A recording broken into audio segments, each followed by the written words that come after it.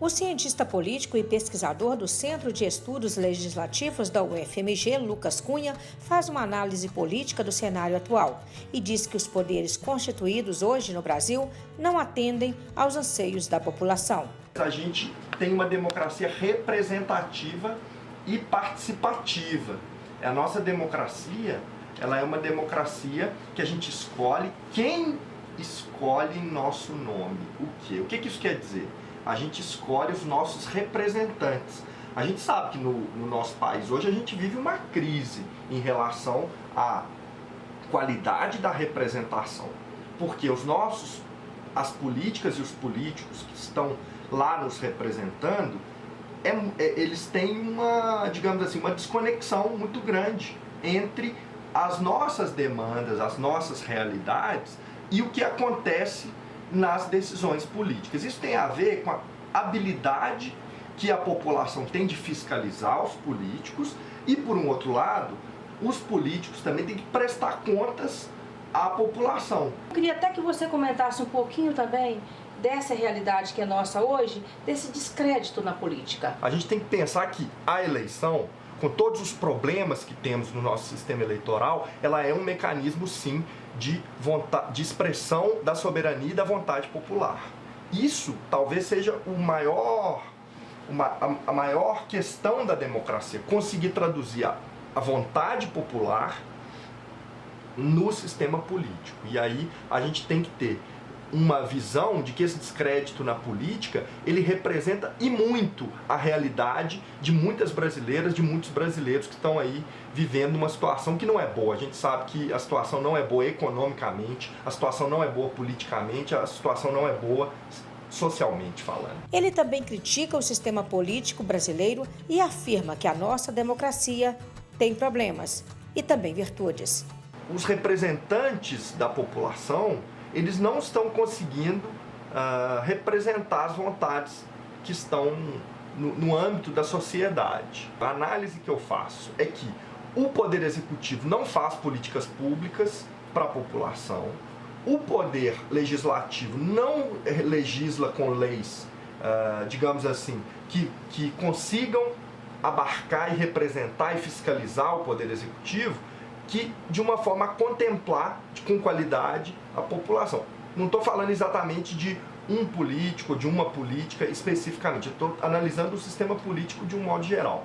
A democracia no Brasil, ela tem problemas, eu analiso dessa forma, mas ela tem virtudes também. A gente tem que destacar as virtudes da democracia no Brasil, por exemplo, a possibilidade das pessoas votarem tanto no âmbito nacional quanto no âmbito estadual. A gente tem um país que é uma república federativa e o federalismo tem a ver com a gente poder ter eleições também no âmbito subnacional. E aí eu queria só destacar mais um ponto, que é em relação ao judiciário.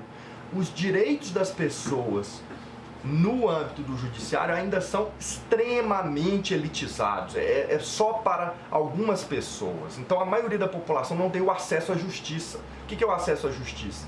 É a pessoa poder ter o exercício da sua cidadania pleno, inclusive no âmbito do poder judiciário. Quem processa e quem é processado no Brasil, existe um viés muito grande em relação a isso e a gente tem que rever profundamente o nosso sistema judiciário para que ele não seja punitivo para alguns e dê privilégio para outros. Qual é o papel daquele que nos representa, principalmente esses que nós estamos elegendo agora? Qual que é o papel do legislativo?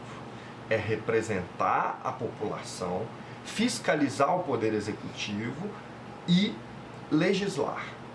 Fazer leis em prol da população. Isso é deputado federal e deputados estaduais. Exatamente. E senadores? Os senadores têm outros papéis em relação... É a mesma coisa, mas como o Brasil tem duas casas legislativas no âmbito nacional, que é o Senado e a Câmara dos Deputados, o Senado é como se fosse, na prática, uma casa revisora. As atribuições do Senado são fiscalizar o Poder Executivo, legislar em relação às leis nacionais e também representar os estados, é diferente da Câmara que representa a população. É por isso que a gente tem um número diferenciado em cada estado de deputados e deputadas estaduais, federais, melhor dizendo. Explica até isso pra gente.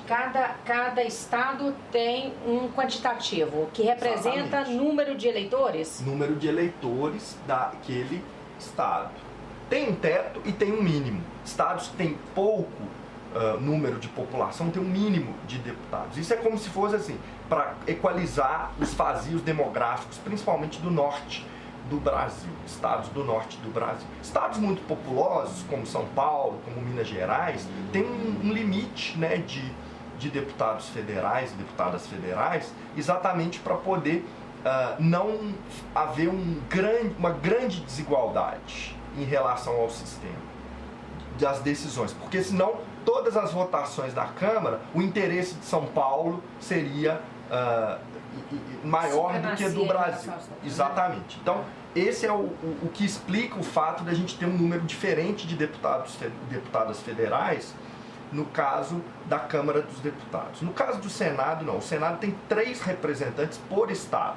Então, a gente tem 27 estados no Brasil e um Distrito Federal. Então, cada estado tem 3 representantes no Senado e isso faz com que a gente tenha o Senado como sendo como se diz na ciência política, a casa da federação. É como se fosse uma casa de equilíbrio em relação às decisões que são tomadas na Câmara dos Deputados. Um povo que não consegue entender que a política não é um campo para digladiar, é um povo que precisa também se reeducar. As pessoas estão levando a coisa mais ou menos como um jogo de futebol em que eu tenho um time, você tem outro time, e as pessoas estão indo para um confronto muito direto, muito ruim para a democracia, e as opiniões não estão sendo discutidas, porque política é diálogo também. Eu posso ser de uma ideia e a outra pessoa ser de outra ideia, e a gente pode dialogar perfeitamente sobre propostas, sobre fatos, sobre elementos, sem partir para o ódio, para a agressão, sem partir para uma visão de que a sociedade vai se dividir.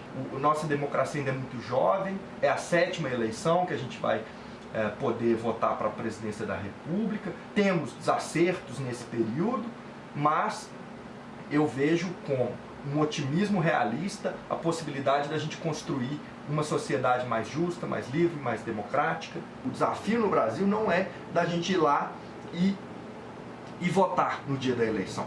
É a gente também votar com consciência nos candidatos, estudar os candidatos e as candidatas, obviamente, para que a gente possa ter um voto melhor. E depois, a gente não se deixar levar somente pelas questões da política no momento eleitoral, a gente fiscalizar os representantes.